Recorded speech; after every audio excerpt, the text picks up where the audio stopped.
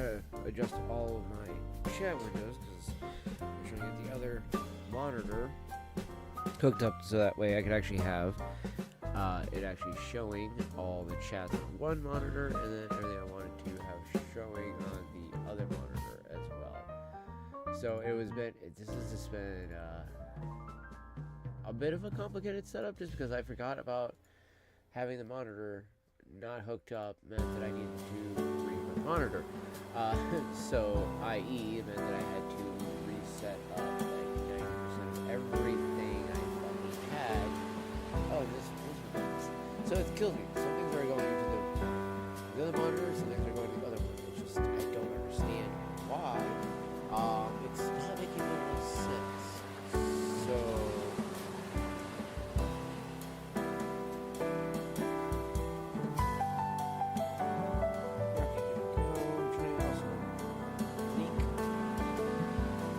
tabs together, because most of this way I can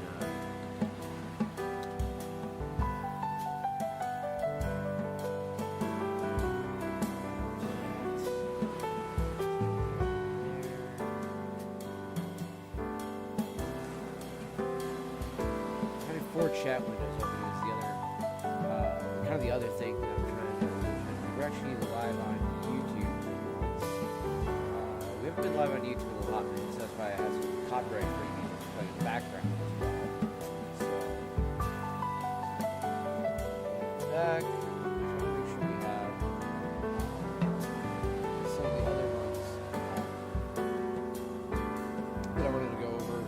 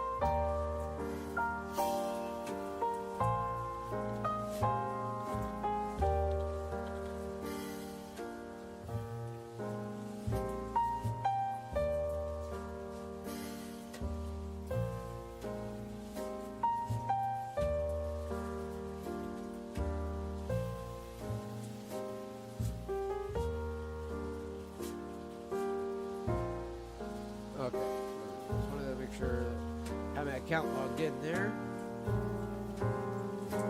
I just legitimately trying to get all this set up here. Welcome in there, Jason, over on YouTube. I do appreciate everybody popping in. I do apologize for the lengthy screen here. I'm just trying to make sure we have everything situated. I'm trying to restart or set up this monitor over on this side, so it is just a bit of a hassle here. I'm trying to get through, trying to get everything situated. So just bear with me like 2 more seconds here, guys, and I should have everything situated.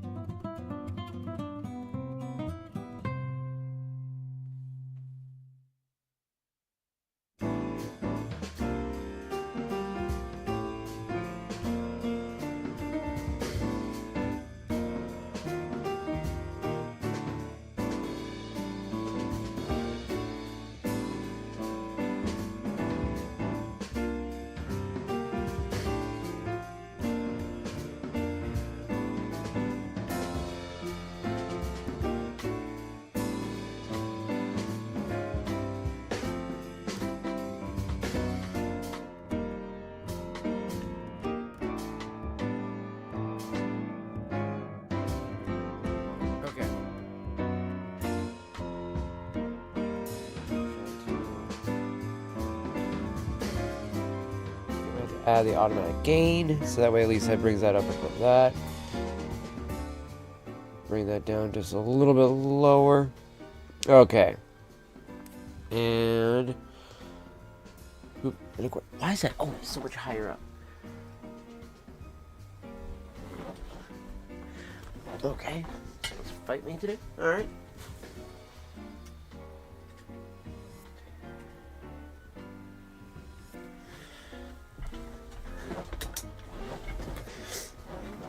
Oh, and then we want to do the zoom in thing. Now, oh god, this is the one annoying thing from this camera that, you know, I could really do without. Could see, I don't actually have it zoomed in that much, but why it wants to say that I do, I don't know. So, all right, there we go. Wanted to start it up on this screen here. Just a bit, and then actually kind of this is going to show all of these in screen. Let me see here. So my pipe rack, my pipe rack's a little AFK at the moment because I accidentally, in the middle of moving it, I end up it was a homemade one, as it was for my little sister. Actually, this kind of gives a little bit better view of all the pipes that are on my desk.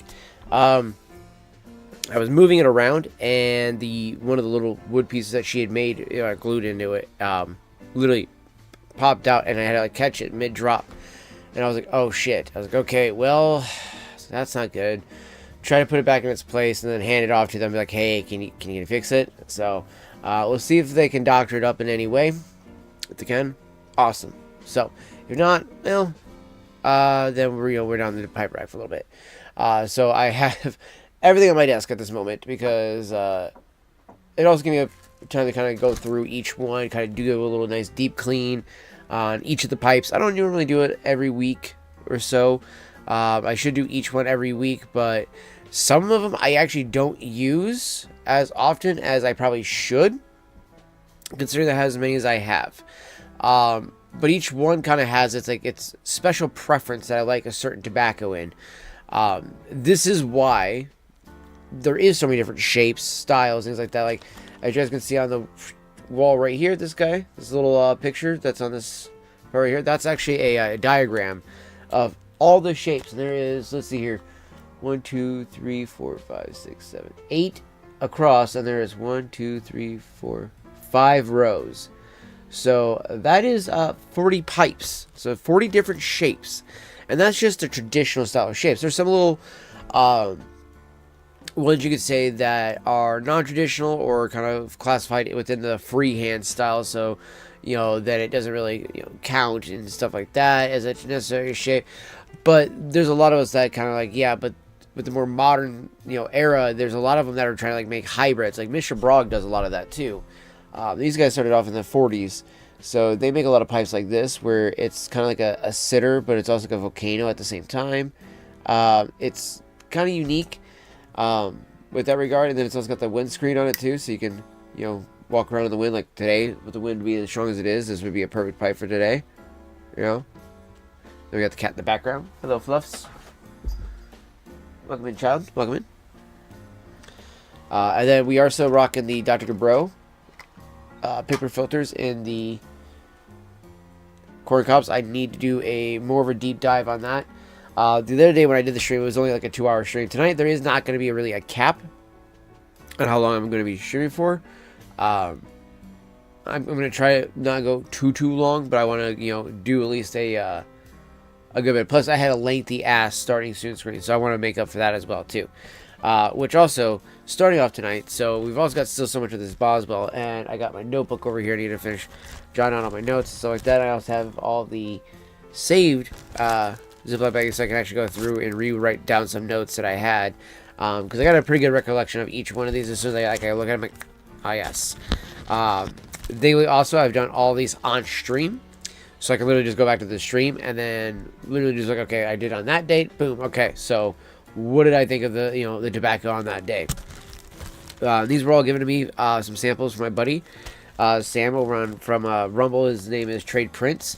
There's a little bit, I think it's like Trade Prince Epoxy, or so I can't remember exactly how his name goes over there, but he was the wonderful soul that had bestowed me these wonderful gifts from Boswell. So this is I got the No Bite Delight in my hand right now, and I've been primarily using my little Alicarembe Meerschaum pipe right here. So, and as you guys can see, I've been actually working the hell out of it lately, so it's getting a lot of patining. It's actually starting to finally creep up into the bowl a little bit more. There's a couple of nicks here, and I've actually been able to, with my fingernail, carve into like a little eye as well. So there's a little nick there, and I carved a little eye like that. I think I just took my nail and went like that. So I thought that was kind of funny. Because especially this is once it's really soft, once it's heated up and everything like that, it becomes very soft. But I also had to re-wax both that and this one today. My little $20 pressed Meerschaum pipe that I got from the Big Smoke. And for those wondering what do you use to wax it with, well, I use a candle.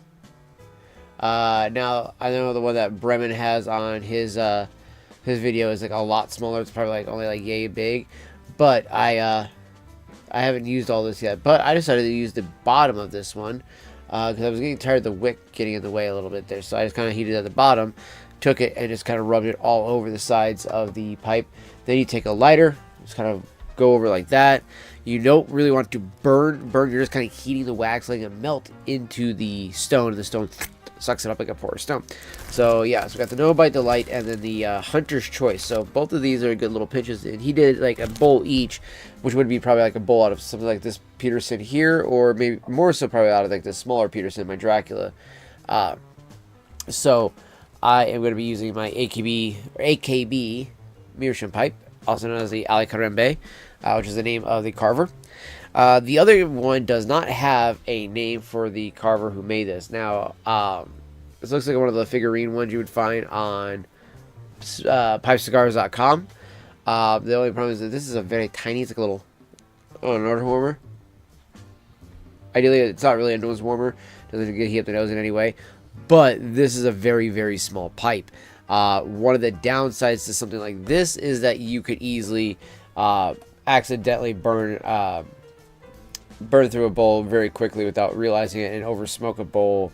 So you're not really learning how to like slow smoke it in any way. That is another thing that I definitely want to go over more about in the video today, is talking about what it means to slow smoke your pipe for the kind of like the newer people that are in here, and then kind of also for the newer people too. I also want to kind of go over the whole thing of like, why do I smoke a pipe? Why did I choose to smoke a pipe, especially nowadays in the the year of 2012. Well, I started off in 2025, but in the year of 2026 of our Lord, as they say. But I was like, you know what? I wanted to kind of go over a few other things as well. One of the other things, namely, would be over here on smokingpipes.com. They have a lot of these really great things, like on their thing called the Daily Reader. In the Daily Reader, there's a lot of cool little articles, such like this one that's been by Truett Smith, which Truett, by the way, awesome dude. I do like a lot of his stuff that he does. He's another fellow YouTuber as well. He does a lot of stuff with the guys. He was kind of like in the earlier days of the Smoking Pipes mystery reviews. I absolutely love those things. If you guys haven't checked these out yet, by the way, I highly recommend them. Let's go over here, and you can tell that that's literally what I just typed. It was copyright jazz free music over on the YouTube music one. Smoking Pipes, boop, go. These guys have a really cool little series right here, mystery reviews, and if we were to go to videos, just do a little scroll. Actually, there's a few of them right around here too. Actually, he just did one not too long ago, with types of cuts of tobacco. So that one was Andrew, or it's either Andy or Andrew. I can't remember. I think it's Andy. And then, yeah, so that's so this group is Shane. That's oh gosh, I can't remember his name. Josh, and then Andy and Steve. Yeah, I want to say Josh is his name. I want to say the Halloween special. I cannot remember who they have there. How's it going? They're dark. So I mean, you could go with Debbie so if you want. The other one too is that technically too.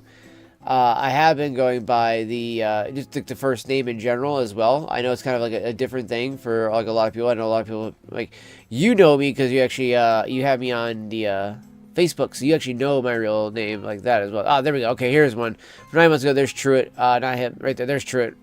So that's Truett Smith. That is the guy who wrote literally most of the ones of the articles we pulled up here. I think he's also a pretty good commentary guy on the stuff like this. What I like about these, right, so if we were to go back to look at one of these. Alan Britt.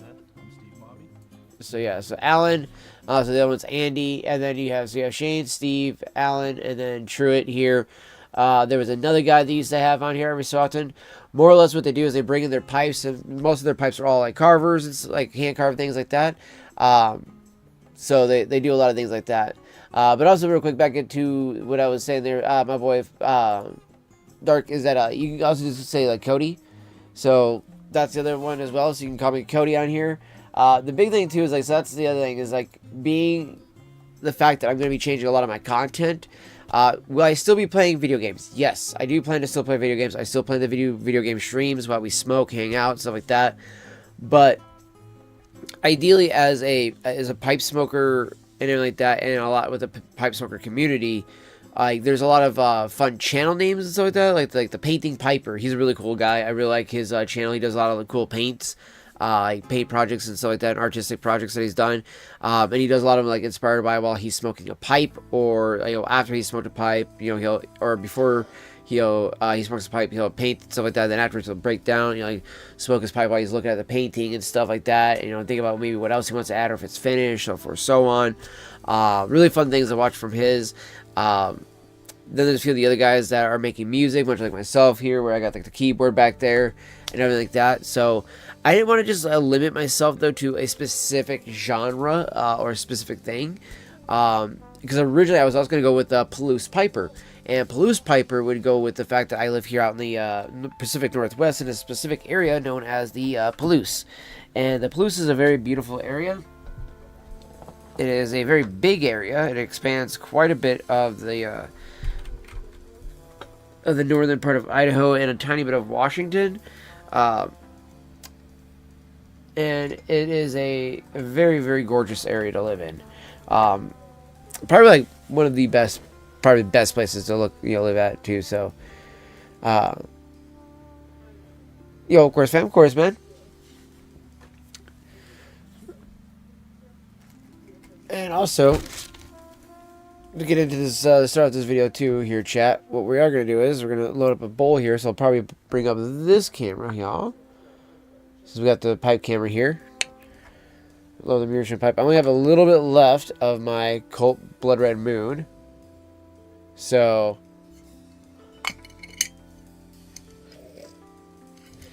but yeah, so a lot of like if you look at like the fact that like how I just still like everybody like like the gaming community and everything else, everybody be like, oh my gosh, you could just dox all those guys. It's like, dude, in the pipe community, we kind of have to go by our real names because one, well, it's called like if we want to get a job working in these businesses and things like that, you kind of need to know each other's names for these things. So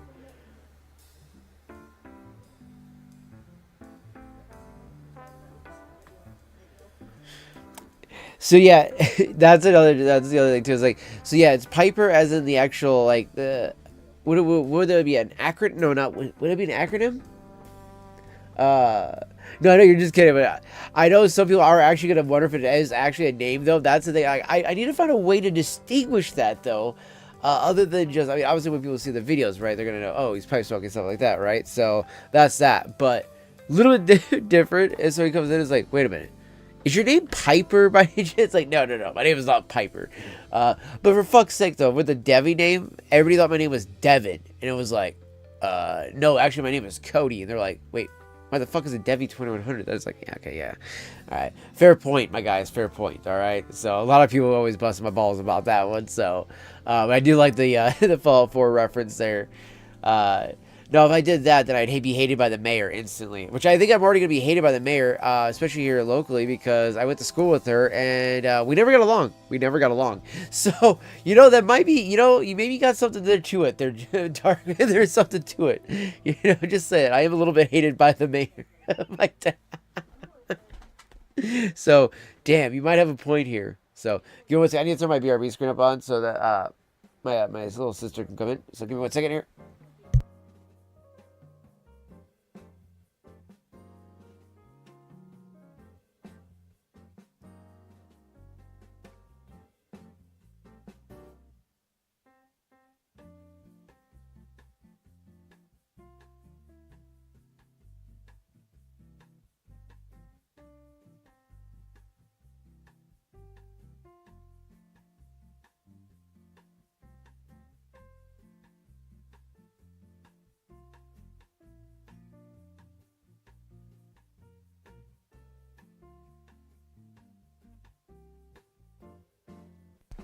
Okay, never mind. Hold on. She's such a brat. Oh, wait. Whoops. Wrong one. Going to click on that one. Alright, so yeah, I got only a little bit left of my Colt Blood Red Moon, my chocolate cherry vanilla tobacco. So this is a perfect moment to really be using the Meerschaum pipe. So, now, when it comes to like different pack methods, there's a lot of different pack methods out there. We could be beating the bush around this, stupid thing all day long, chat. And I'm gonna be honest, I think it's really dumb that there's a lot of different videos out there that explain different pack methods. Like, I literally go watch Mutton Chop Piper. He does the best. He talks about it, about some of the different methods and how they break down, and how some can cross over, and and honestly, what I like best also was, well, I don't always agree with a lot of like, theological things, or even maybe some of the personal things from Dr. Alan Harrelson. one thing I will agree with is as you're packing your pipe, right? I do not believe in like there's a set way you got to pack it. Now, the only one I do is this one, my Peterson pipe, and specifically the standard system pipe. And I load anything that's like this, much akin, okay? And the way I do this one is I'm going to take the tobacco. Let me set this guy down for a second here.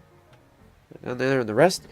So I'll take the tobacco and I'm going to cant it. So what it means is I'm going to actually, like, before just packing it leveled, like the bowl, I'm going to pack it down as tightly as I can. Or not really tightly, but like pack it down and like push it down up against the bottom and then push it towards the airflow hole this way. So that way as it burns, once it gets down to that level, the tobacco will actually kind of help pull the airflow this way and help pull the fire down, up, and this way instead of it just going straight down. And then once it gets down to the certain point, you kind of just like waste tobacco, or you have to then sit there and fiddle with it and then get it to kind of start to pack it back there. So if you just do this ahead of time, you diffuse this whole situation just literally before you even get to that point in your bowl of your tobacco. So what you do is you're going to literally, it's going to be kind of like, it's labeled like this, pretty much. You're going to pack your bowl like that, right, at an angle. Then at the second one, you pack it leveled, and then you can pack the other one all the way up to the top, right? You can even do a little pinch to even go a little bit above, like some people do. I tend to just go just below the line. That's what I like to do, especially because on this guy, I really do love my Peterson pipe a lot.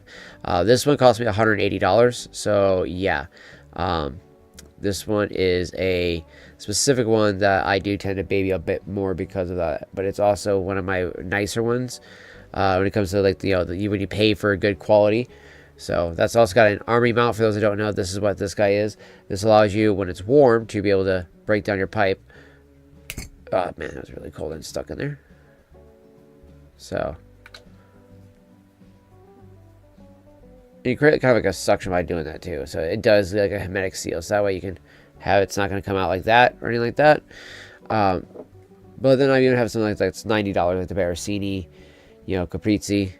It's an author pipe. So as you notice, I tend to like more of the apple style pipes. That's why I even have the Dracula apple. Like as soon as I saw this on MBSD, I was like, yeah, I gotta get this guy. I've been looking for a Dracula pipe.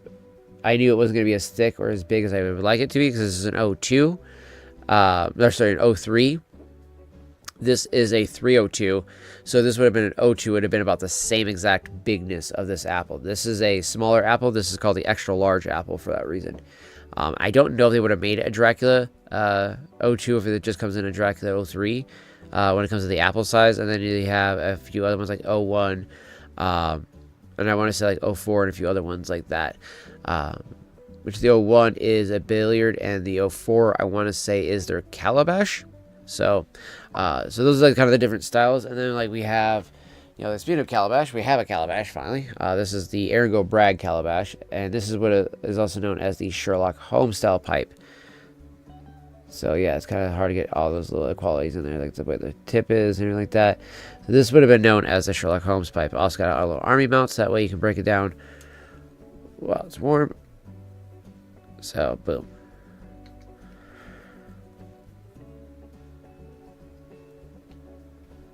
So I love all my pipes. I'm not gonna lie, like that's the one thing I can actually truly say is I do love all my pipes. Some people like will have one or two pipes that they absolutely love over everything else, and I can honestly truly say I don't have a single pipe that I love over everything else. Now, is there a pipe that I use maybe more than others? I would say maybe this guy lately, which would be my little Zulu pipe here. Now, this guy here, a little interesting thing about this guy, again, this is a wire brush. Also, only one I have that's a wire brush, but it was another Big Smoke buy. I did not happen to see a name. It has no branding, no nothing on this guy, so it's pretty much a basket pipe for all intents and purposes. So, and it has a vulcanite. It's either vulcanite or bakelite. I do believe it's vulcanite. Vulcanite stems. I need to get something to help with this oxidization because it's going to start oxidizing pretty bad. Otherwise, especially because I do go out and about in the daytime with this guy quite a bit. But this is also my English pipe. For whatever reason, I just love smoking an English out of this pipe, or a non-aromatic like my Prince Albert or my Carter Hall. I do tend to smoke out of this guy. The equivalent of that for my, corn cob would be this guy. And you can tell my corn cob has definitely got some use out of it. That scorching on there is not lightly. So it's just because I've been a little heavy-handed with my lighter quite a few times. But this is the straight neck one. So I do tend to like this guy quite a bit. Just because I do like the... like that straight kind of a straight neck pipe. I realized I've started to like straight pipes more than the bends. I was kind of more of a bend guy first, then I kind of like the more of the straight pipes now. And I've noticed that it really just kind of depends on my mood and all this other stuff like that. There's a lot of things that could actually matter into it. And then, we got some slight bent ones too. Both of these are Country Gentlemen. Now, both of these do have a filter in them too.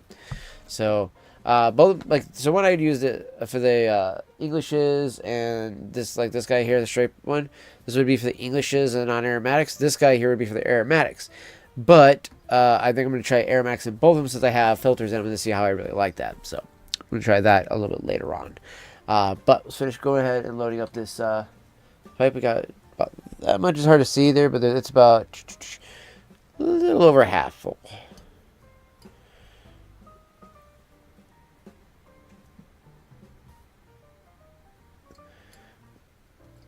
Now, there's also a bunch of different lighting methods, too. This is where I also think that... I think there's just... It's kind of a silly amount of videos that's like, okay, why, guys? Why are we getting too into the weeds about this stuff? It's like, it's just pipe smoking. It doesn't need to be this overly analyzed.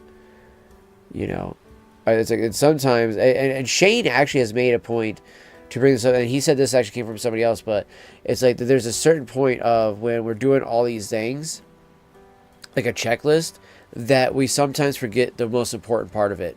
Enjoy the fucking tobacco. Like, just enjoy smoking. You know what I mean?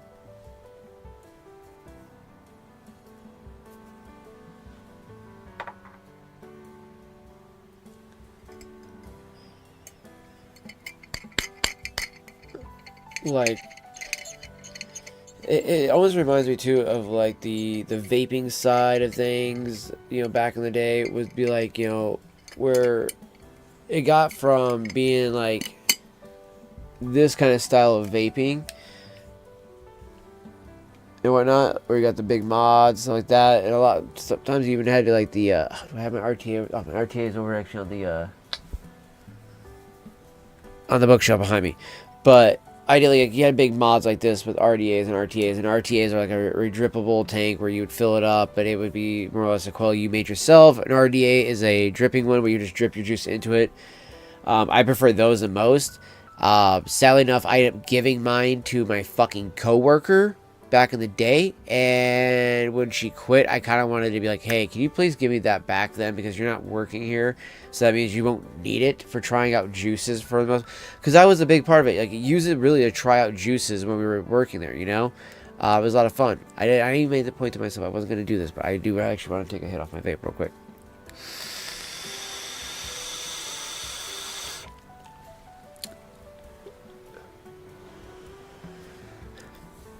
I do plan to start doing less of this in the videos, and more just giving it just pipe smoking, and maybe something like this.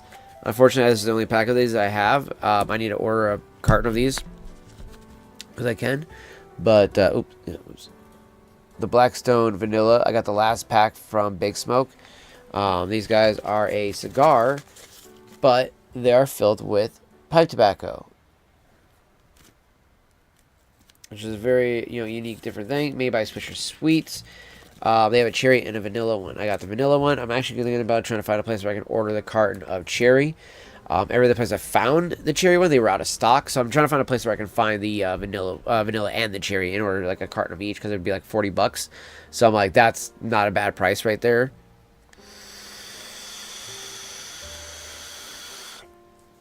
But at the same time, though, like, if I can get the coils that I want and keep getting the maple butter vape juice, like, once I can start getting a job and everything like that going again, I don't mind vaping, really. I actually enjoy vaping still just as much as I enjoy pipe smoking, in terms for the flavor-wise. Now, pipe smoking, again, I love. It's kind of like, this is a lot like cigars. I like doing this. I like smoking cigars. But I fucking love pipe smoking. So, big difference. I also do this to a great deal because I'm also getting lower on certain things in my tobacco, and I don't want to go through too much of it. So that's another big thing.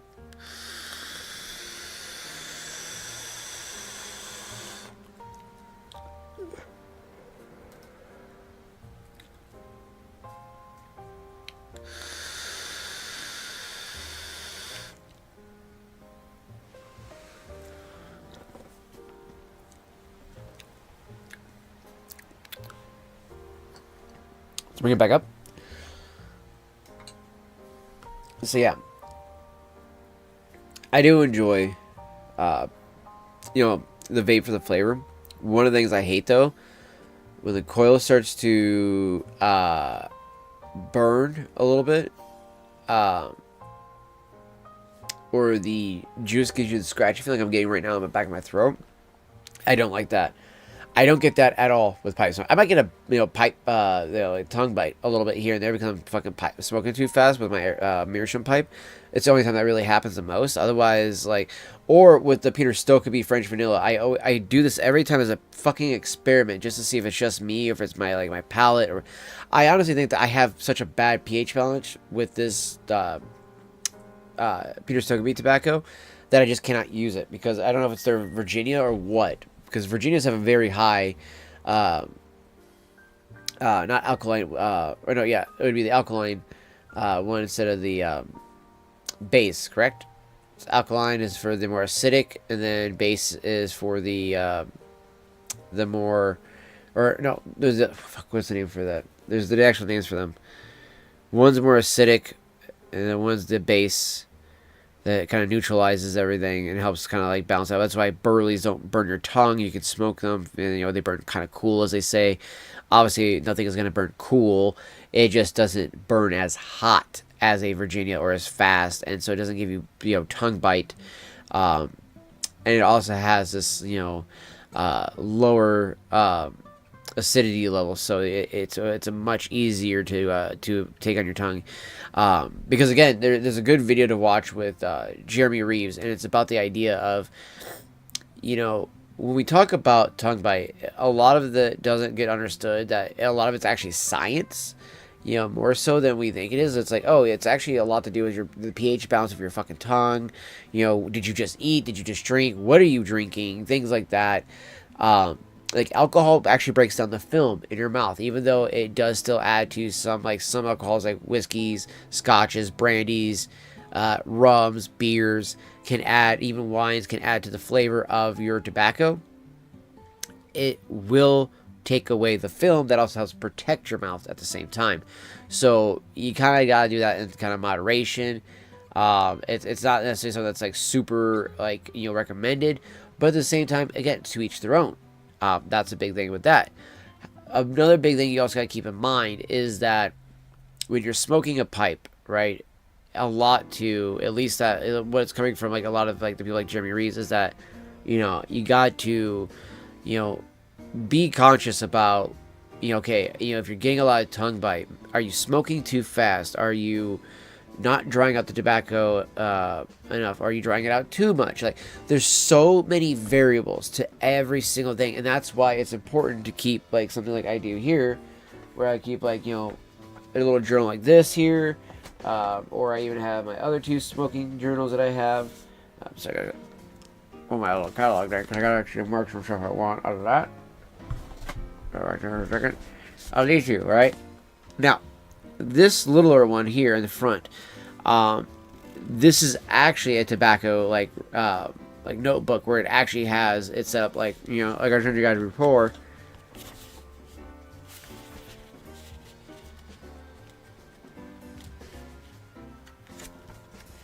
I set up like this.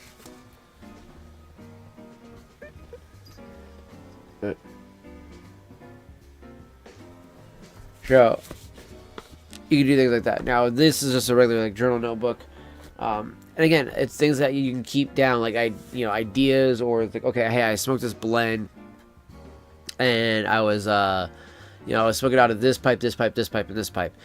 This one was good. This one I didn't notice this in it. This one I noticed this in. Maybe this one kind of doled out all this, and I was only noticing the back. Like again, this is why not only just the shapes, but different types of like materials can all change your tobacco tasting like that. I'll just give me 1 second here, guys.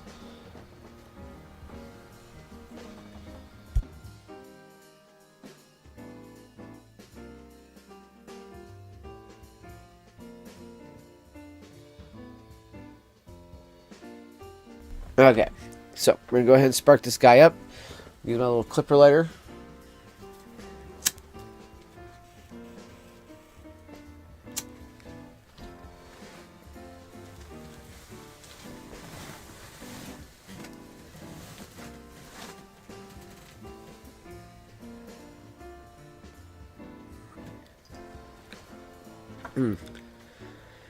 I love this Colt Blood Red Moon so much, man.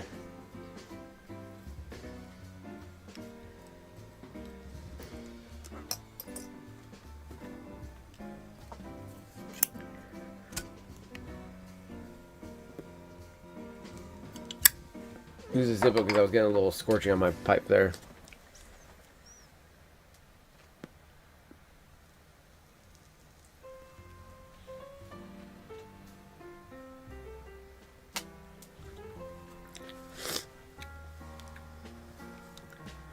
You get a heavy amount of chocolate and cherry.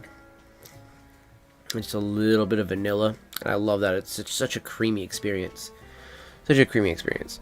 Really excited to try out this Hunter's Choice and No Bite Delight. Both also by Boswell.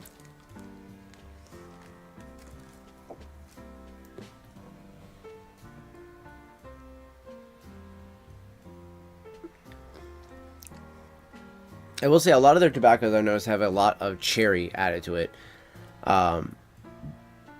It was something I've noticed a lot.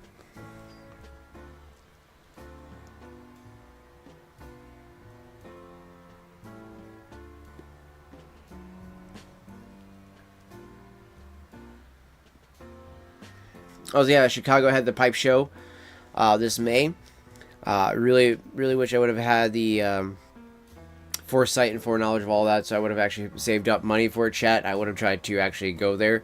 That is something I want to plan for next year. Is I want to go to next year's pipe show, and I would love to like both of them. I want to go to Las Vegas and to the Chicago one, and be able to meet up with people, because there's a lot of times people will be able to only go to one or the other. So a lot of times, like, especially like the big guys, because like they're busy like doing like big shows or something like that in one place during one event, and then so they can't make that one, but they can make the other one. So vice versa, or they're working on a lot of pipes, because a lot of these are like where the carvers come to meet up and stuff. But I would love to go and see these guys in person, talk with them, and get to actually ask questions that I have about actual like carving. Like how is it that they talk about these grades all the time, especially as myself who wants to get into carving himself. It's another thing that I would like to get to know a little bit more about.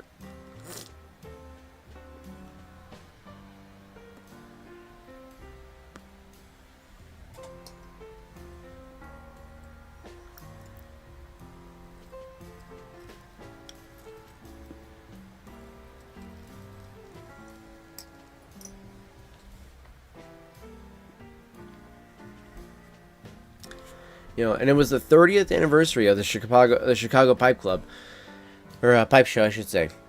And I love things like that. I love seeing that the pipe community is still thriving so much in this day and age, and it's actually getting bigger and bigger.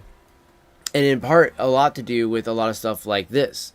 It's showing people, hey, look, pipe smoking isn't died out. As much as we might have thought it had. I thought it had too, right? It literally took me meeting up with a pastor one day to realize that pipe smoking was actually, in fact, still a thing. And then I was like, oh shit, okay, so this is really still a thing, and then going to the cigar lounge where I was buying cigars, I didn't even realize that on the front of their door they have a thing that says pipe tobacco. And I even remember, I didn't even realize at that point, but I called up a couple days beforehand and I was like, hey, this might be a really dumb question, you guys are a cigar lounge, But do you guys happen to sell pipe tobacco? Because it says you guys do on Google, and I've had a look a couple times where Google tells me something's sold somewhere and it's not. And I have to call them up to make sure. And I ask them, and they're like, "Yeah, what's up? We do." I was like, "Oh shit!"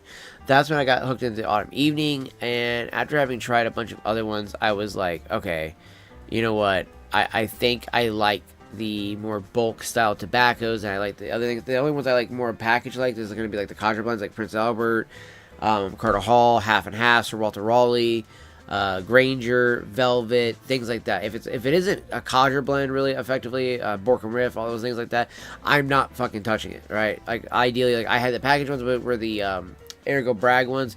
That is an exception to the rule because I was not aware that legitimately, I mean, I knew they were probably going to come in a package, but I thought that like with the way, how do I put it? Like the way it was kind of like depicted as like being like one of the last ones of its kind. I was kind of like, well, and I shouldn't even say depicted. It was kind of rumored at this point in the community. I was looking at the forums, and it was like, this maybe its last day. So if you want to get it, get it. And I was like, okay, shit, I really want to try it. And everybody was like, well, there's no real apple flavor. It's got this really unique burley flavor, and so I'm really curious what Sam thought of it too.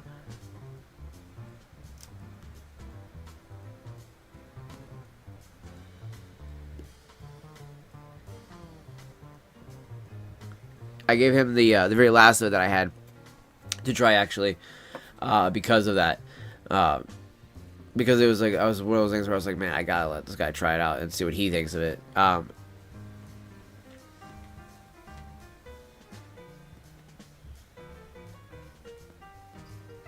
I do believe Sam has been smoking pipes a little bit longer than I have. Um,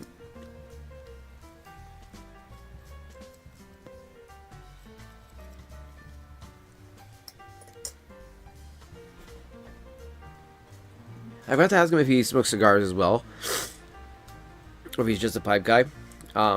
There's a lot of people who don't smoke cigars; they do smoke only pipes.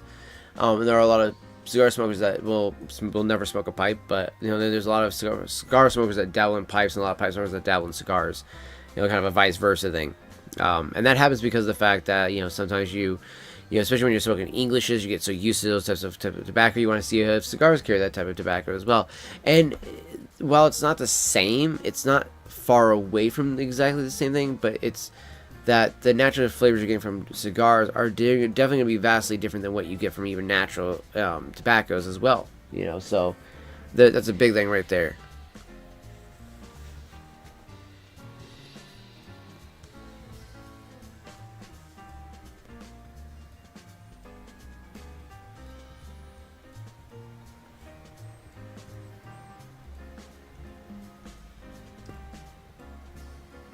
Mm. Fantastic smoke though, it really is, and especially out of this Meerschaum pipe. I gotta say, the Meerschaum pipe has pretty much like became my official cult Blood Red Moon pipe because I've smoked it completely out of this Meerschaum completely. Like both tins that I bought.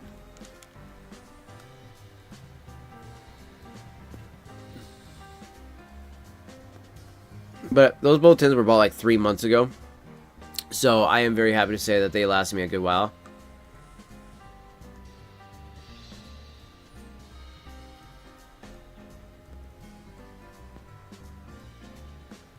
Some people may disagree. I don't think those people have smoked enough Cult Blood Red Moon then.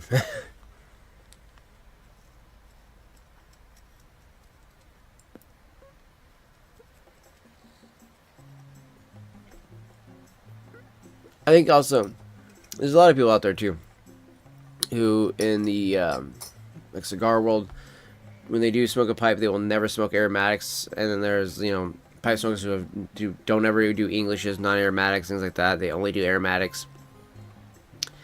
And effectively, a non-aromatic is also an English, but it's more so like ones that aren't classified as an English because maybe it has certain things like burley and other things in it that maybe by English purity law standard, like which some companies still abide by.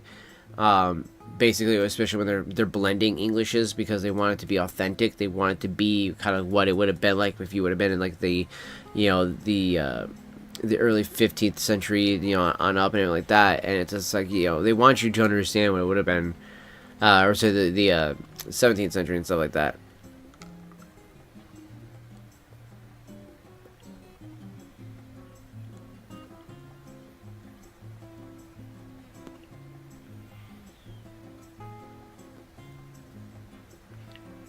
But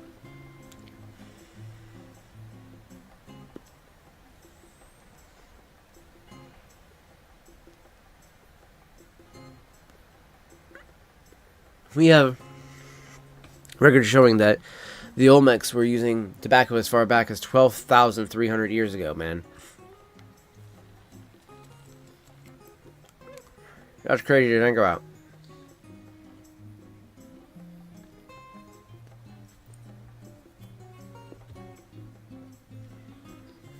You know, so when we talk about the fact that like tobacco is such an ancient thing, it's not about, you know, just like hyperbolic thing or, you know,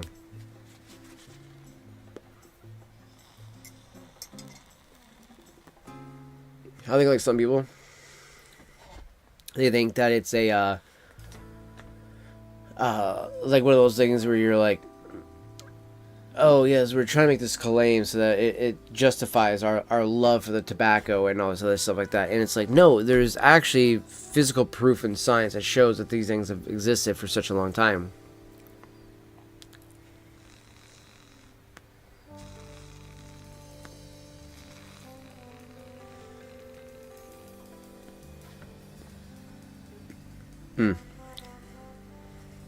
And a lot too about pipe smoking is about the mindfulness too, right? What it means to be able to be mindful, calm, and how it can lend to that whole actual like meditative experience. How it can also land to the for like when you're praying, you know, things like that, you know, reading through the Bible, you know, reading a good book, even, you know, like when I'm reading Dune or other books like that, I like to, you know, smoke my pipe a lot of times. And again, it's just kind of one of those things, it just helps like enhance the experience, right? You know, when I'm watching, you know, Lord of the Rings or The Hobbit, I gotta smoke a pipe while watching them because it's just like, it just feels almost wrong not to now.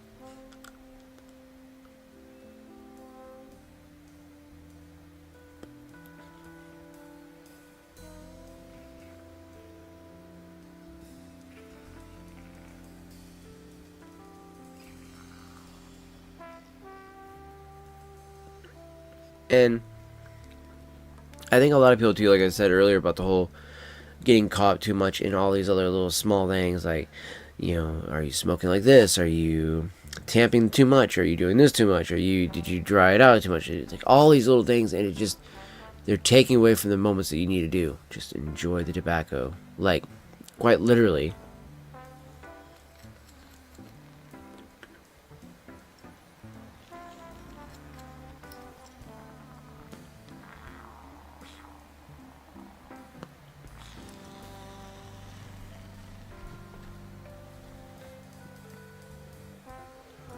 Ooh, a little burn on the nose there because it's a little warm. But effectively, smoking this has made me more relaxed feeling, more chilled and mellowed out and vibed than smoking cannabis has done. And I think a lot of that has to do with the fact that pipe smoking itself lends to the whole reflectiveness. You're thinking a lot. Now, it doesn't inherently mean that you smoking a pipe makes you instantly more intelligent, but it will actually, or even make you look more intelligent. It's going to help, though, you slow your, because the only way you're truly going to enjoy this is if you at least slow down a little bit. And whether it be you're smoking or trying to load the pipe or, you know, whatever, because it's like, if you can't pull through this as you're, you know, packing your pipe, is, you know, like that a little bit as you're, you know, packing it, you pack it down, you go, okay, pack it down a little bit more, you get more tobacco, you go, well, adding more tobacco, you pack it down, right, and pack it down, but as long as once you get to that point where you get to the actual pack, you know,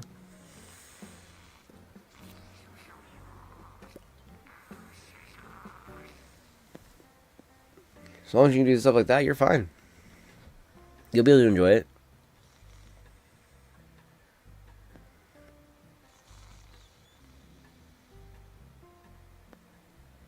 And taking really slow hits like that might make other people be like, oh my gosh, that's such a wuss. Like, you're enjoying it more.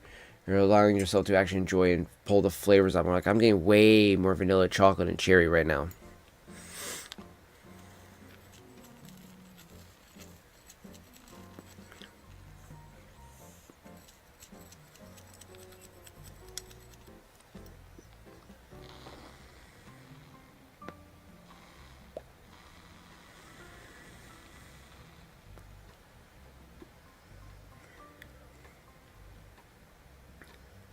There is a point, too, which, you know,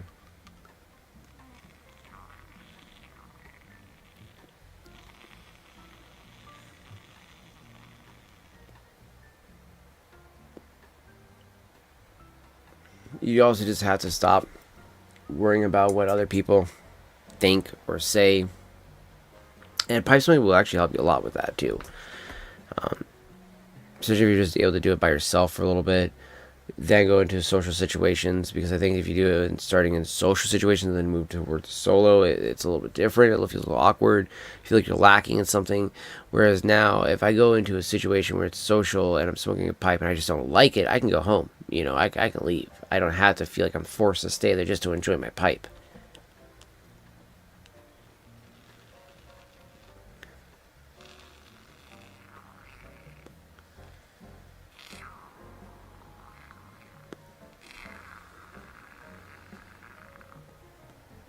For those also that don't know what I'm doing there, when you see the pipe, the smoke come out of the pipe, it's because I'm breathing in through the pipe to push steam and the heat and the moisture out of the stem into the shank, into the bowl, and push it up and out.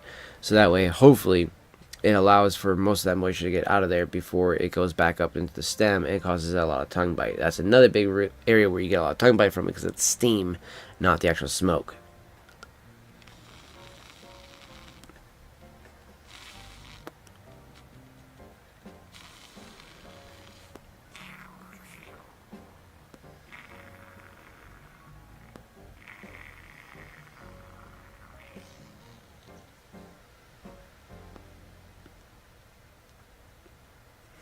And by design, it's going to be a very goopy, sticky tobacco because of all the flavors and everything like that are added to this.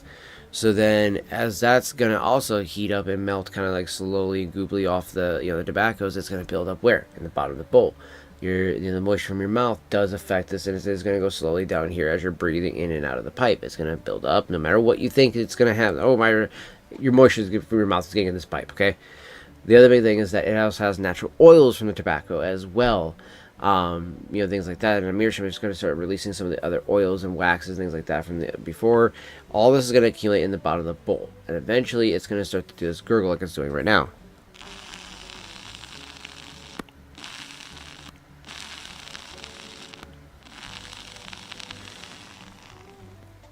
Now you'll hear people say, "Oh, that's just bad pipe design." That can also just happen from you smoking too fast and just too hot, or again, because it's a meerschaum pipe, I don't worry about smoking too fast, too hot, because it's not like this guy where I could burn out the briar or literally light the fucking wood on fire.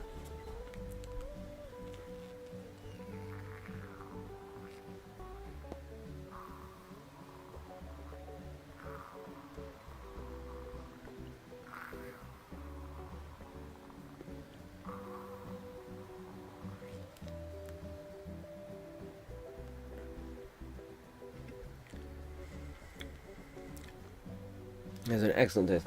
Now, okay, not done with the bowl yet, but if I was to go like this with my pipe cleaner, right?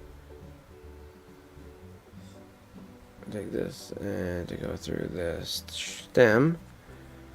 Let's see, go into the shank. Nope, doesn't want to go down there.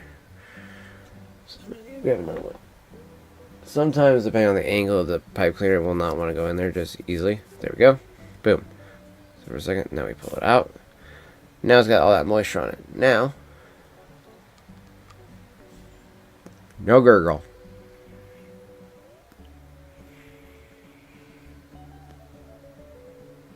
Now again, if you smoke too fast, all those other things like that, they'll come right back.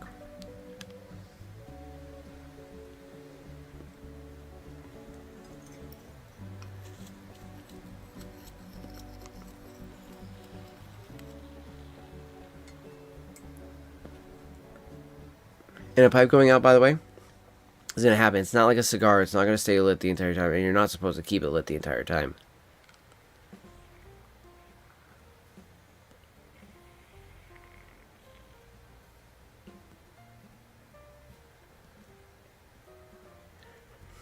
Mm.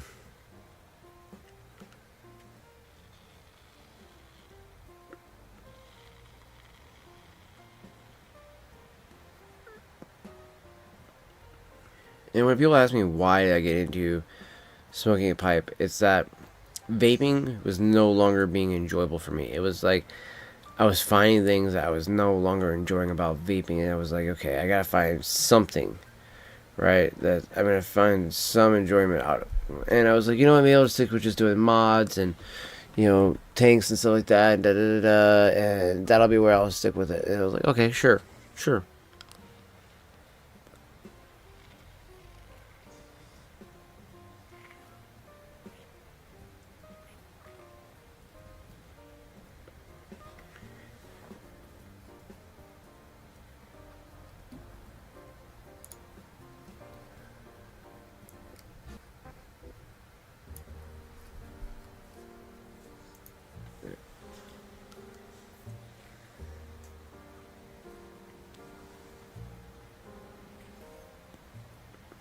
But one part, the vaping was no longer enjoyable to me, to the point where like I was enjoying the flavor, but I wasn't enjoying the action as much as I used to.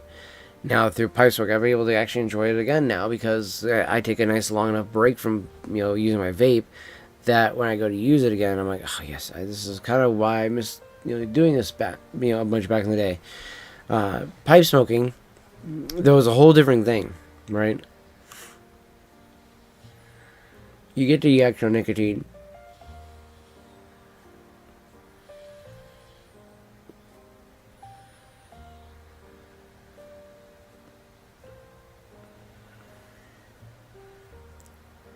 You know, you get to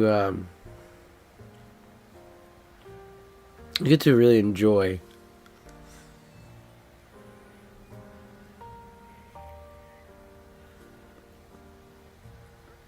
the actual habit of smoking. You know, it's not like smoking a cigarette where you just puff, puff, puff, puff, flick, done. You know, it's not like a cigar where you gotta dedicate a bunch of time, and if you don't have that time, it can be not enjoyable.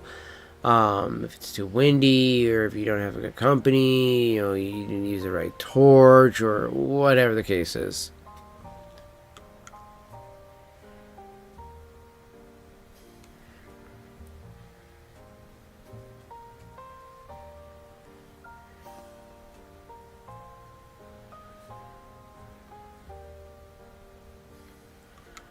Mm.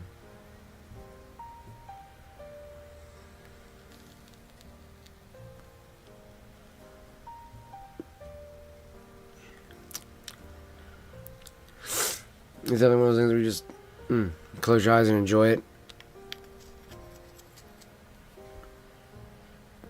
The room note, very chocolatey, very, very rich in the air. But it reminded me exactly of like growing up and smoking like pipe tobacco in the air.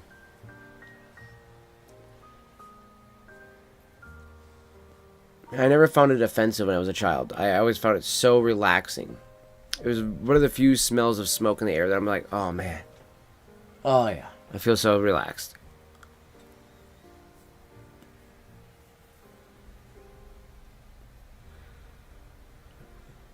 Where cigarette smoke would always end up making me feel kind of like anxious, you know.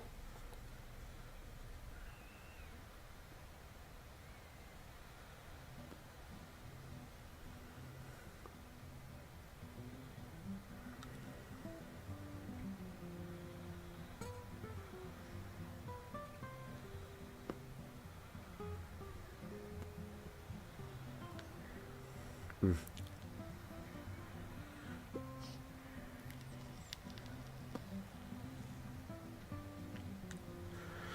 I wanted to get through this first bowl here before we get into the other ones here, guys. You know, and if anybody's smoking on some pipes as well, let me know what you guys are smoking on, what pipe you're smoking on, what's your tobacco.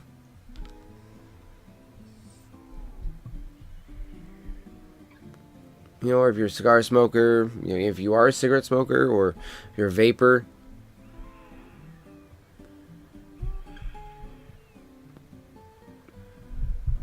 Again, I don't have this hatred for vaping, mainly because, again, I kind of did it as well and everything like that, right?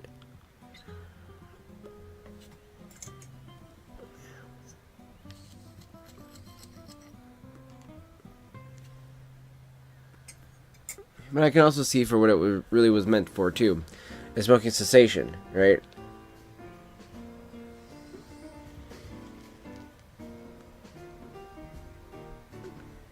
But, that's always on the, on the surface level. There's always something more on the underneath, on the deeper part of it.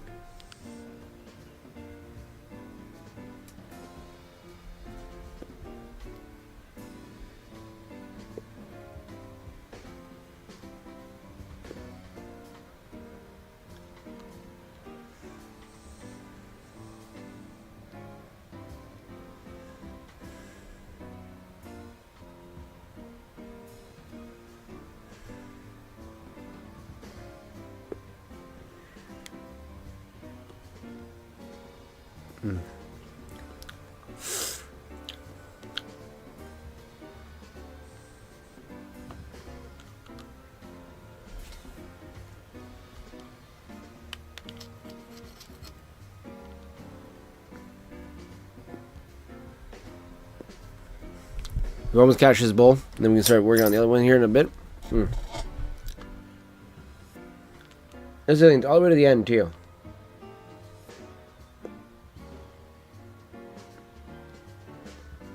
I think that's cached anyways now. Now we let this cool off. I made sure to clean out the ashtray too before doing this.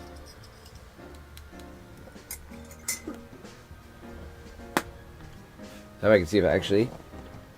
Yeah, no, I smoked all of it. That way I can actually make sure I could see if I had smoked all of it.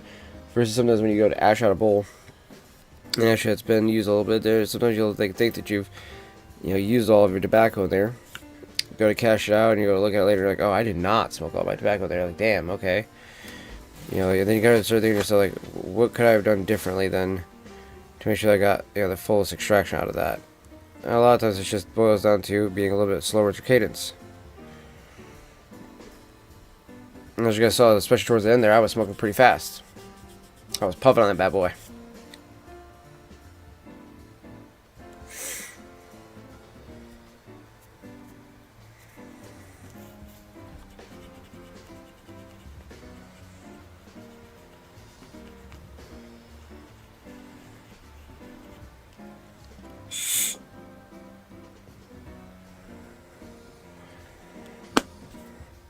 Yeah, now we let that cool off. And unlike a briar pipe, you don't have to deal with the 12 hours and stuff like that, just kind of like a cob. But this way you can actually enjoy a tobacco bowl, right back to back,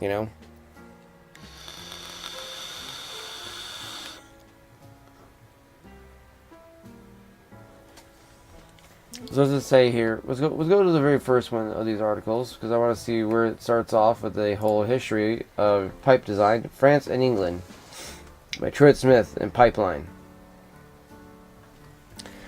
Unlike other artistic mediums and styles such as impressionist painting or ancient Grecian sculptures, discussing pipes as pieces of art is a relatively new endeavor and lacks formal exposure. I've known many students who have taken art history classes. Never before have I heard of a class related to pipe history. This absence of precedent both poses challenges and grants a measure of freedom. On one hand, there are no experts within the discipline of pipe design, no academic journals to turn to for information. But on the other hand, such a landscape has invited those interested to trailblaze methods for examining pipes as art, exploring design styles, and developing an artistic language related to pipes, a dialect, if you will, vernacular of pipe design. This resulting language incorporates artistic analysis and follows the chronological history of pipe making, but like any other language, it is a web of many converging strands, some overlapping, others completely disparate. The historical timeline of pipe design is far from neat and tidy. Like people, languages are alive and evolving, complicated and complex, and the language and history of pipe design is no different. Uh,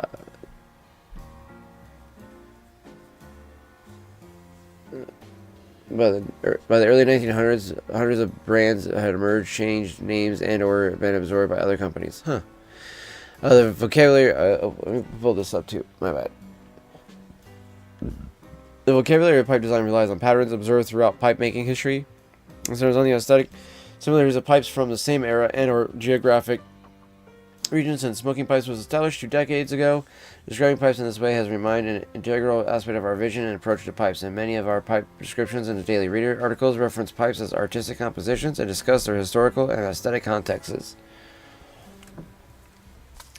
To map and untangle the metaphorical web of pipe design, this article begins the history of pipe design series throughout the Peace and Future Daily Reader post.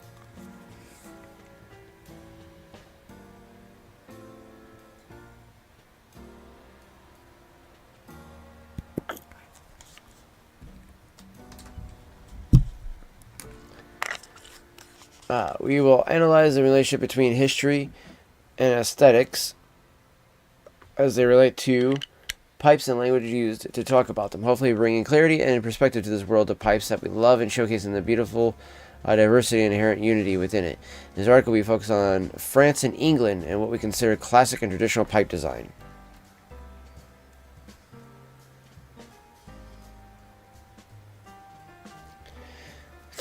We start in St. Claude, France, circa 1850. The Camoys Pipe Factory, established by Francois Camoy roughly 30 years prior, had made a name for itself, fashioning pipes from clay and boxwood for Napoleon's armies. Around 1850, however, the factory began producing pipes out of briar, having recognized the wood's superior smoking qualities, and unknowingly establishing a precedent for pipe making that would endure terms of centuries. From the point, St. Claude would become the source of briar pipe making through the rest of the 19th century, and with tributaries eventually expanding to other cities and other countries. Camoys later merged with the Chapuis family, however you say it, relatives of the Camoys, beginning the Chacum brand and establishing the Chapis Camoy factory in St. Claude, with the number of the iconic makers like Rop, Butts, Chacun, and Hanet, all originating in that same region of France. Eventually, influence expanded to Britain, where Alfred Dunhill, the Barling family, Charles Peterson, and other notable makers forming their own pipe-making factories, while Camoy and others established locations in England as well. Like River Rapids is rushing over rocks and gaining momentum. The beginning of briar pipes expanded exponentially and with fervor. By the early 1900s, hundreds of brands had emerged, changed names, and/or been absorbed by other companies.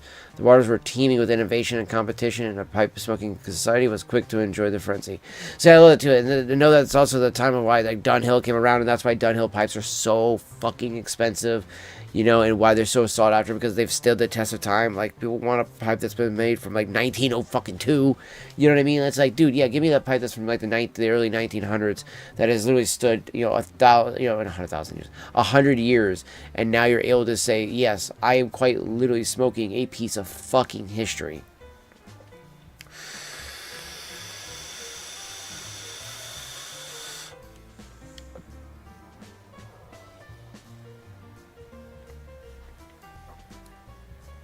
It's a bit too warm.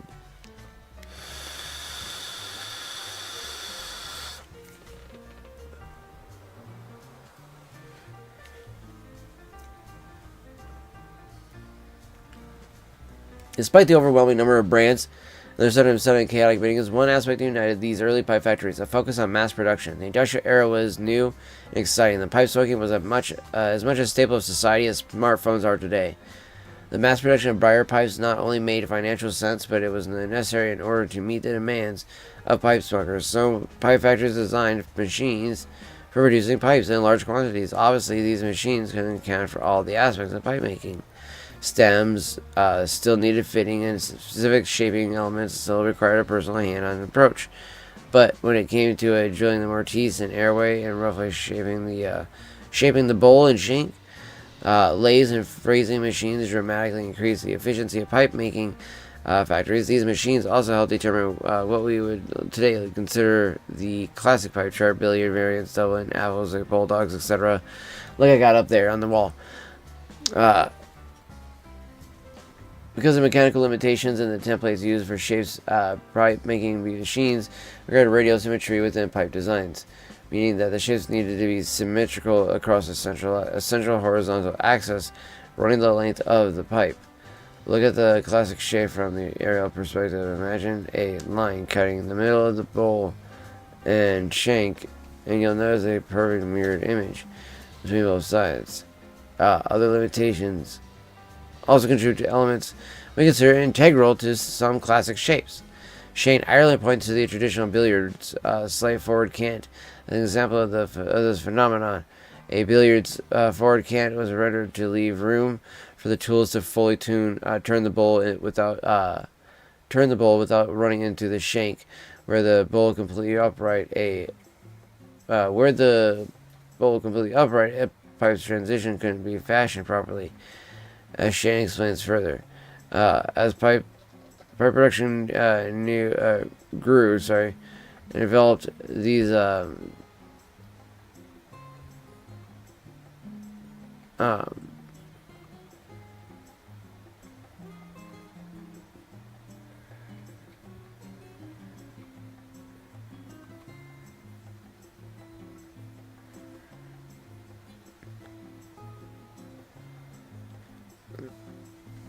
this is a kick bounty thing again, damn it.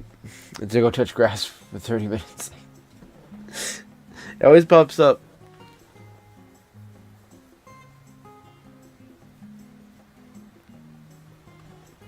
This classic traditional set design, as we now refer to it, denotes a proportional balanced radial symmetry.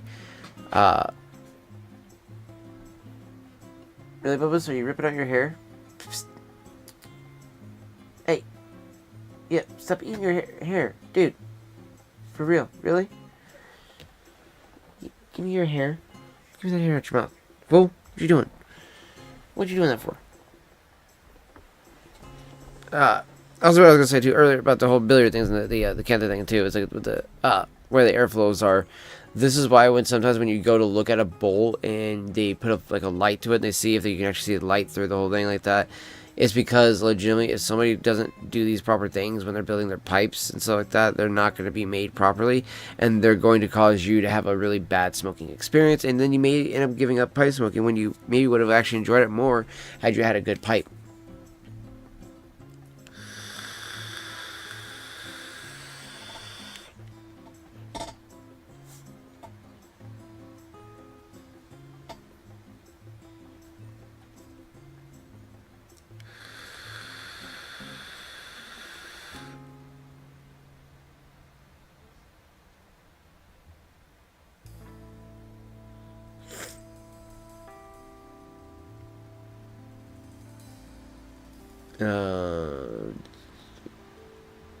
Let's see.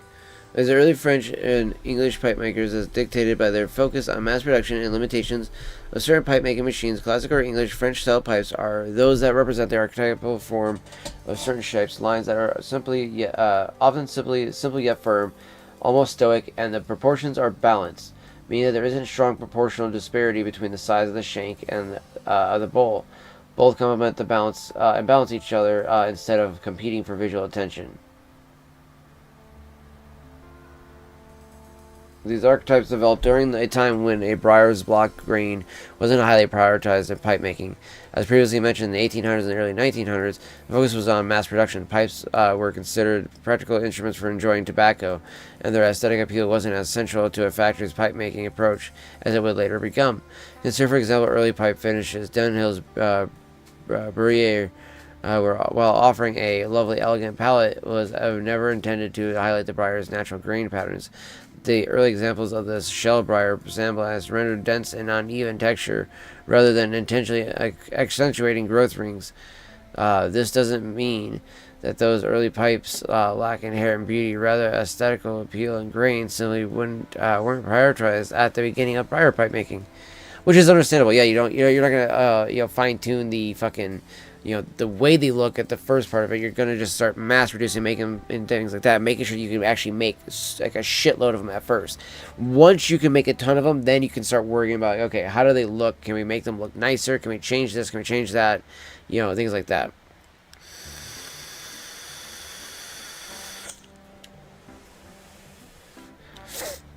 That makes sense.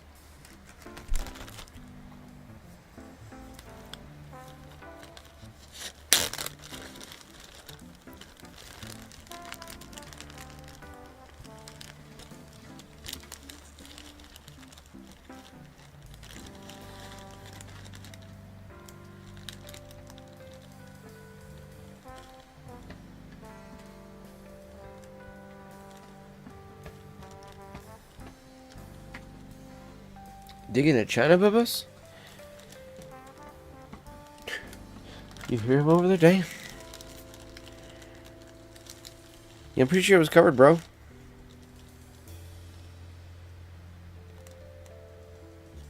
Do not dip your paws in the water and wash it.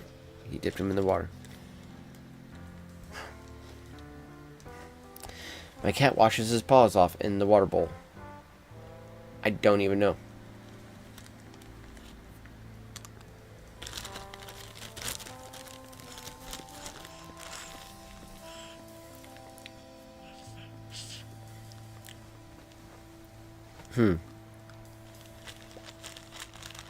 I'm getting a lot from the cold pull.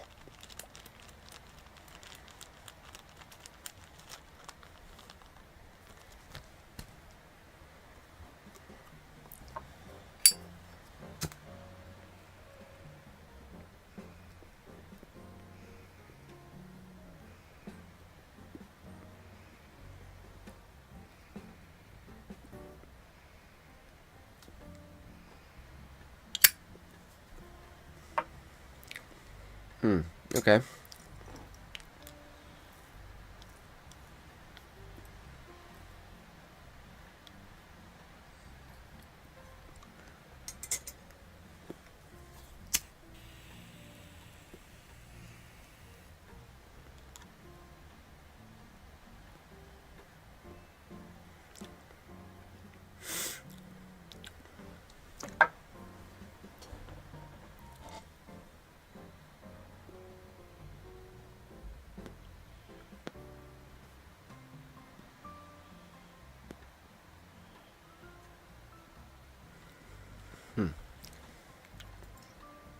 Definitely a lot of chocolate off of this one.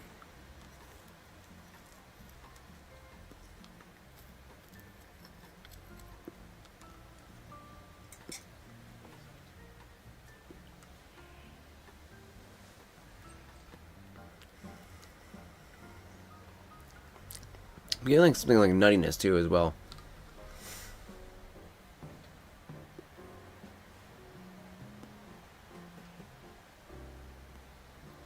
I like it too. So in fact, the classic shapes developed during this era are still some of the most popular and aesthetically pleasing pipe shapes today. Early pipe factories are focused on practicality and mass production. Function and aesthetic appeal are not dichotomous. Quite the opposite is often true. When done well, functionality increases an object's aesthetic draw. I think we have a tendency to see things as beautiful as are things that are useful as beautiful, says Sykes Wilford, the guy who started all this. SmokingPipes.com. Are Gothic arches beautiful? The obvious answer is yes. Gothic arches are beautiful. We laud and visit Gothic cathedrals for their architectural beauty, enhanced and defined in no small part by the prolific uses of arches. Yet these arches also serve a specific structural function. In fact, the needs of the structure that define the arch's shape, a shape that we, as humans, find quite beautiful. So it's possible for something to be beautiful and to also serve a practical function, and often that beauty is defined by or born out of the object's function.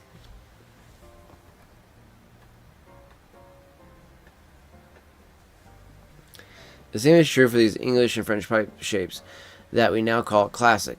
Practically speaking, pipes require a chamber and an airway, and in the context of these early factories, certain machines resulted in more specific shaping standards. However, the necessities and limitations also resulted in beautiful forms marked by compositional balance and aesthetic intrigue. Even though mass production was the modus operandi, and though machines helped define the underlying structure of classic shapes. People don't purposely make ugly things, says Sykes. Certain proportions are more aesthetically pleasing than others. So factories landed on certain bold to shank sizes and set their shank size ratios based simply on what looked best. It wasn't a conscious artistic process, simple, however, it nevertheless influenced how we perceive and define classic pipe shapes.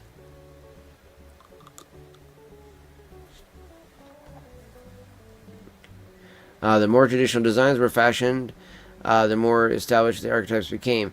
In the same way, a river carving a course through the landscape becomes more bound to that course over time.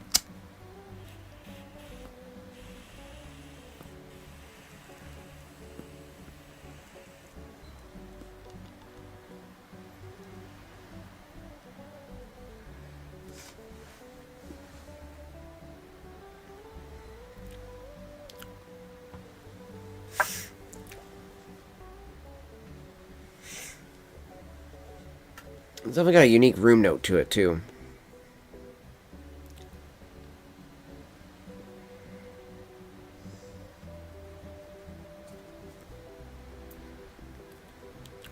It's not a bad room note, but just unique.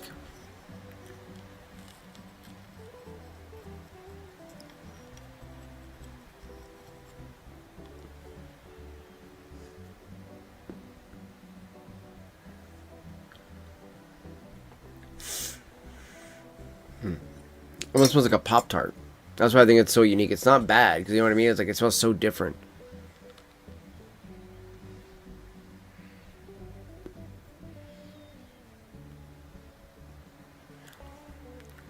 And it also tastes kind of like a Pop-Tart, like a chocolate Pop-Tart almost.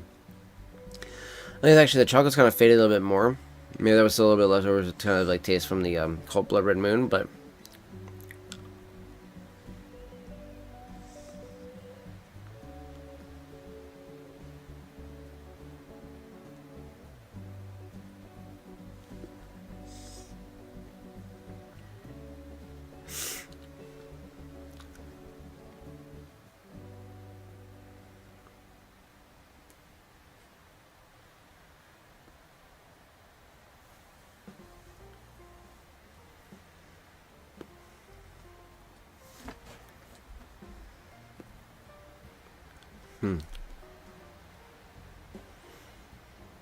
Again, this one has a unique taste to it. Unique feel and vibe of the smoke. Very relaxing, though.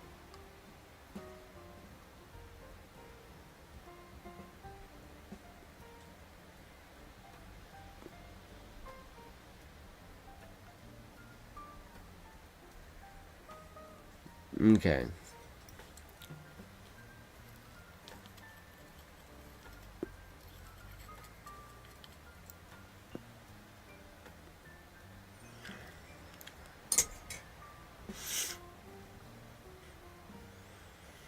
I'm getting more of that Prince already kind of smell in the air too now.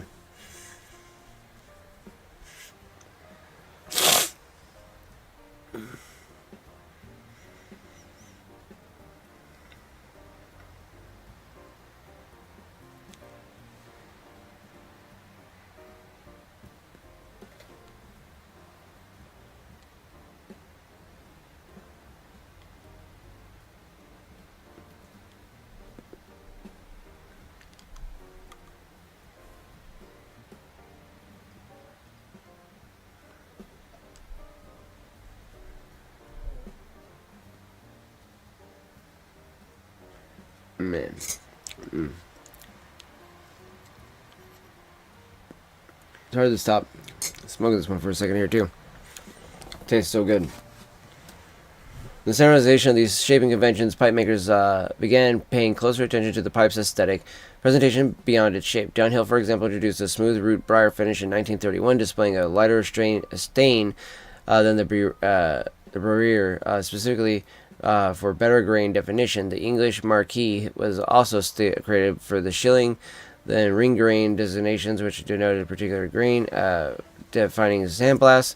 Even with the increased focus on finish and presentation, though the overall design of French and English pipes remained consistent throughout the period of mass production, the standard shapes of the classic pipe chart maintained radial symmetry and featured relatively balanced proportions, and the bowl and shank remaining balanced between one another. If the bowl wasn't hardy and muscular, so tended to be the shank, and if the shank created to be a more sleek, streamlined sense, so did the bowl.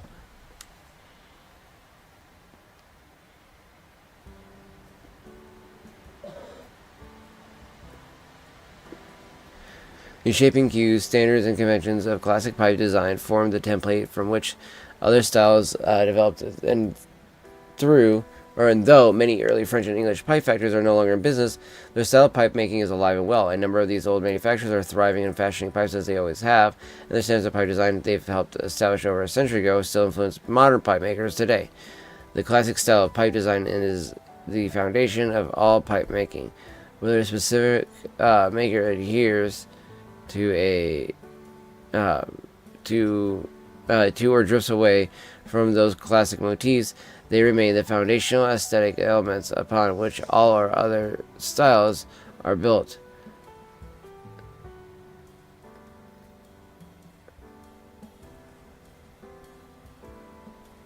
And that was the article. Looks like it. Yep.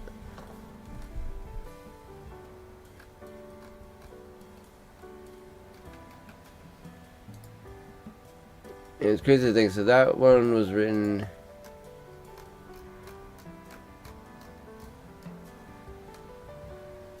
October 9th of 2020. This one was December 4th of 2020. So then it was March of 2021. And then we jumped to 2026. You didn't do another one until then.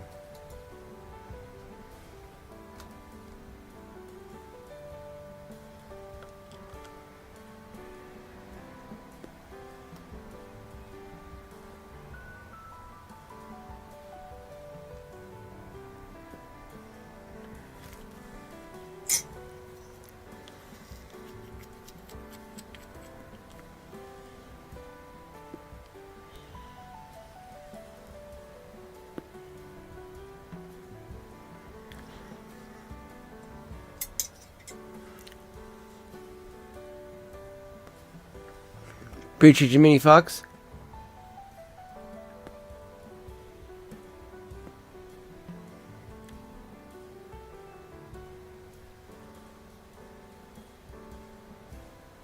Just a little thing I was kind of reading there from that little clip there.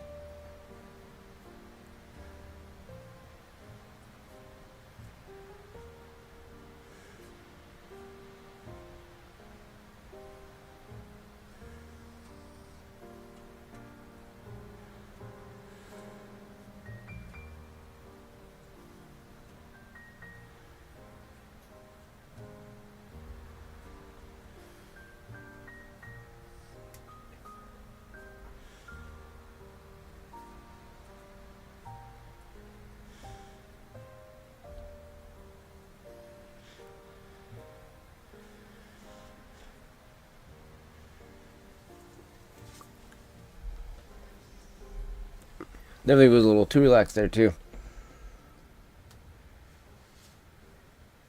Oh, nice. What game did he give you as a gift? Was there a little too relaxed there at the end there with that ball?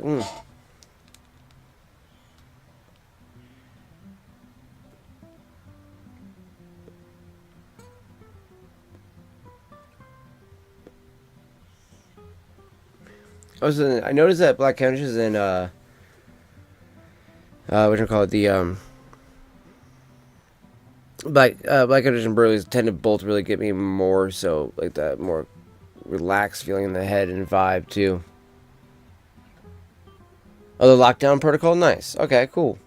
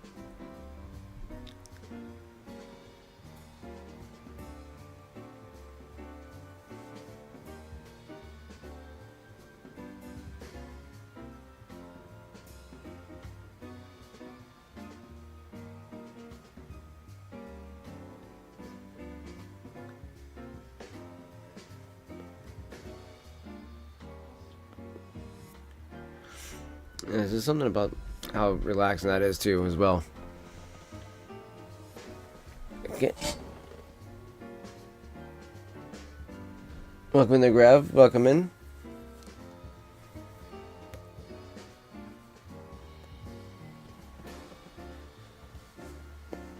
It's just something, like I said, very relaxing. The Burley and Black Cavendish tobaccos. They tend to have a much more,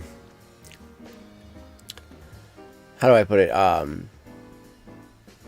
Because obviously Burley actually contains the strongest amount of nicotine usually because of the way it actually carries it. But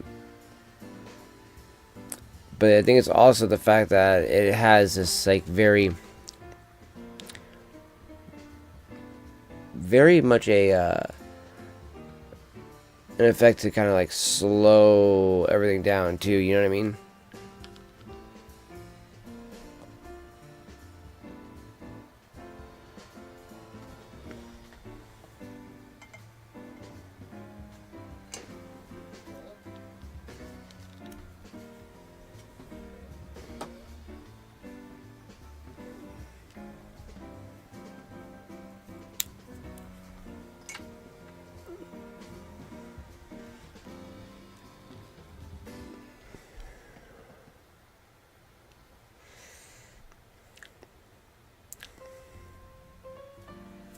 Contacts. It'll work with me here.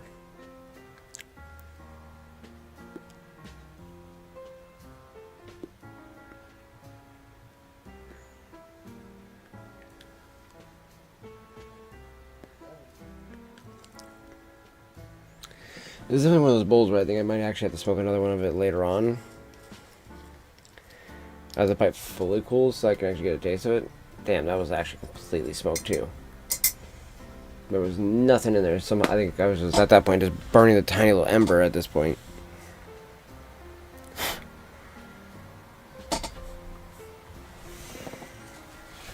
Get rid of this cake fall first.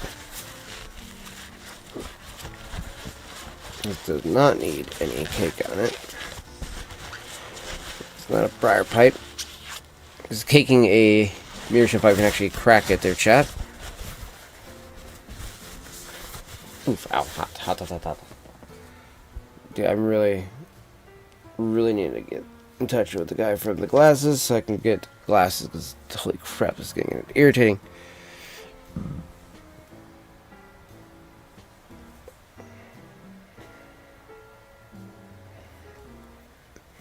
Oh yeah, dude, by the way, it's not tobacco related, but I don't know if you guys heard about that new fucking video game mixtape. Dude, I hate industry plant things, and that is the worst industry plant thing I've ever seen in my entire life.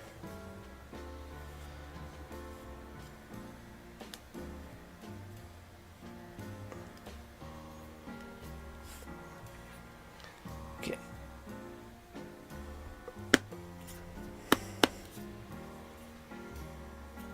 Looks good. I'm surprised though, it hasn't crept up more than what it has, as much as we've smoked through it. You would think that it would have patined all the way through the bowl now. You would think.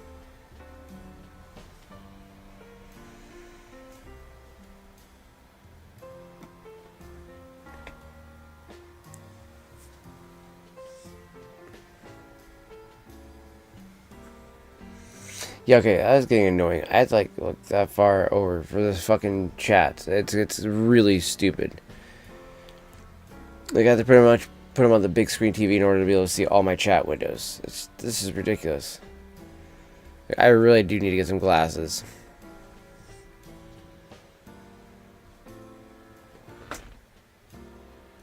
Two hours and 10 minutes, okay. So like, I had to do that just to see how long we've been live for. Like, that's ridiculous.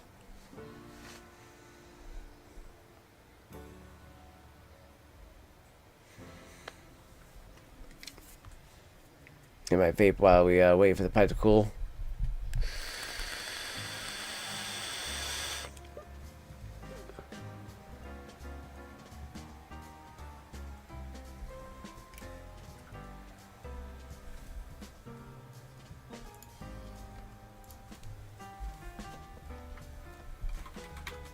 I'm curious, what does it say that's supposed to be?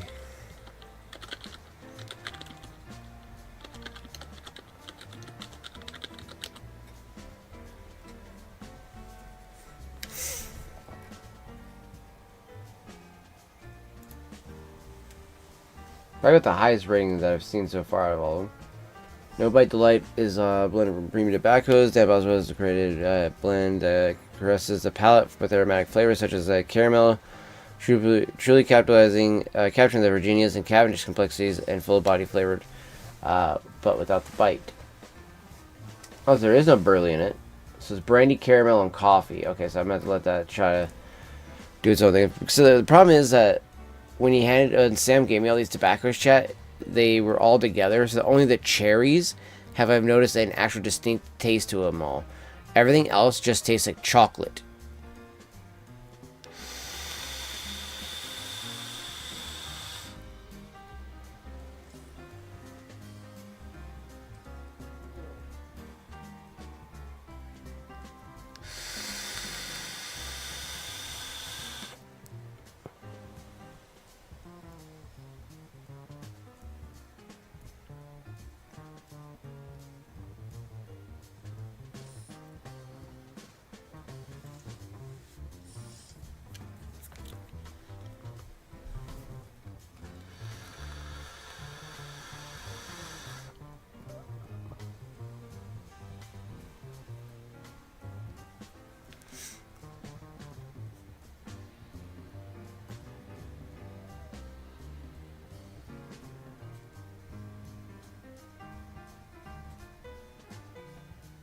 See, I didn't taste any caramel, I tasted chocolate.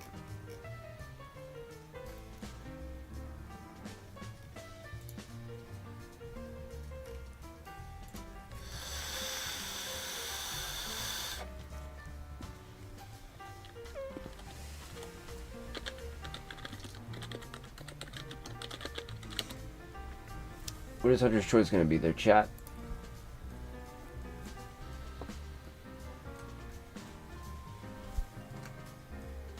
Golden Virginia's Burley's Black Cabbage, excellent taste, a dash of nutty flavor. Nuts and beans, okay.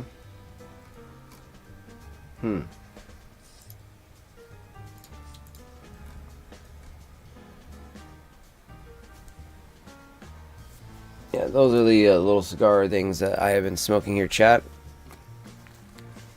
They are made with pipe tobacco, which is why I tend to use these guys here as a way to smoke when I don't want a pipe bowl, officially, you know what I mean?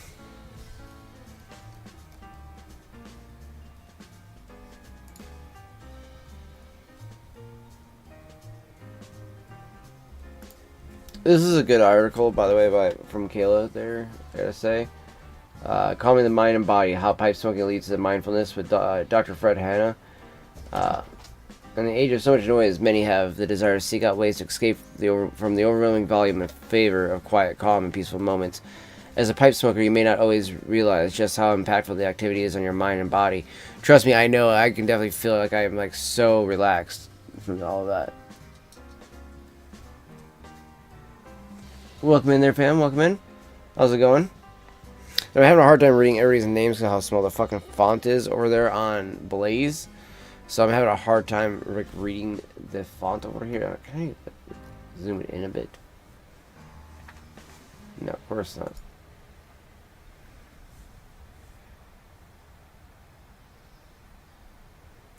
Yeah, no, it's not letting me zoom it in, so I could like actually make it bigger anyway. So I'm gonna see if there's like a hotkey to make it to zoom in. But it is so hard to read that. But I can read the chats. I just have a hard time reading everybody's names. So I do apologize if I don't read off your name over on Blaze. It's really hard for whatever reason because I'm only using one contact in my right eye right now because my left contact is refusing to cooperate. So I have it in a jar right now, and I don't have glasses at all. So I need to go get some glasses so I can actually take these out and use those so I can actually see the damn screen. It'd be so nice. It'd be so nice.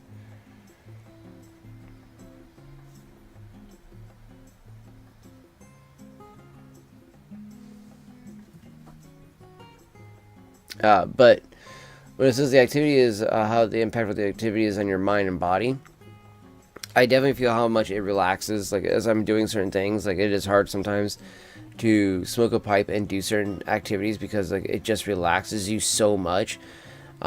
It's also really hard sometimes to smoke a pipe if you're really stressed out about things because it's how calm it makes your mind and everything like that. And that's one of the reasons why I truly do appreciate being able to get into pipe smoking and have the ability to, find a way to slow my brain down, especially as an epileptic, right? I have the problem of my brain just going 1,000 miles an hour, and sometimes you just feel like you can't control that or you can't stop it. And pipe smoking allows for me to do that without the fear of being like, man, I don't know if I'll be able to do anything else because of maybe the medication you're using or whatever else that you're doing. And that's why a lot of it does help when you're just able to, turn that part of your brain off and just relax and just enjoy the moment and actually live in the moment too. That's the other big thing too. I think that's something that's kind of lost amongst the crowds of pipe smokers as well too sometimes. Which also, I thought I'd get into the Hunter's Choice tonight. Honestly, it's already about 12:30, guys. I'm going to go ahead and wrap it up here. So, I think I know what's going on with Blaze lately. People come follow you and then bounce off to see if you follow them back. Well, I mean, I haven't followed many people back, but the thing is I've seen a lot of people drop a follow and say hi, and then I think they see if I go pull up their stream at the same time as well, and then do that too as well, their Fox, and that's something I do not like as it is. And to be honest too, I see some people's streams be popular on Blaze, but at the same time though, like I noticed that with Blaze, the more popular streams are the ones that have the chats on top of everything, which again, that was something I was trying to work on earlier today, while like the lengthy ass starting soon screen, I just could not get all the chat windows to actually cooperate. So I'm going to be working on that for the next couple of days and stuff like that, but I'm also going to try to work on getting live early in the daytime because I have been trying to fix my sleep schedule so I don't stay up super late anymore. So like right now, this is like pretty much the prime time for me to go ahead and start wrapping it up so I can get to go to bed here soon. Probably gonna make something to munch on and then go to bed is probably what I'm gonna do after throwing something on the TV for a bit. But I do appreciate everybody for stopping through here today. I will do some more stuff like this tomorrow. At some point throughout the day, I just got some other stuff I gotta do. Maybe I may push the stream from tomorrow to the next day. I don't think I'll even be able to get to the little meetup thing at the end of the day tomorrow that I really want to do. That's gonna be out in Coeur d'Alene because I just do not have the means to do everything like that tomorrow. So with that all being said, though, chat, I will see everybody back here tomorrow. Hopefully, if not, I will see you guys back here on Friday. So much love, everyone. Have a wonderful day.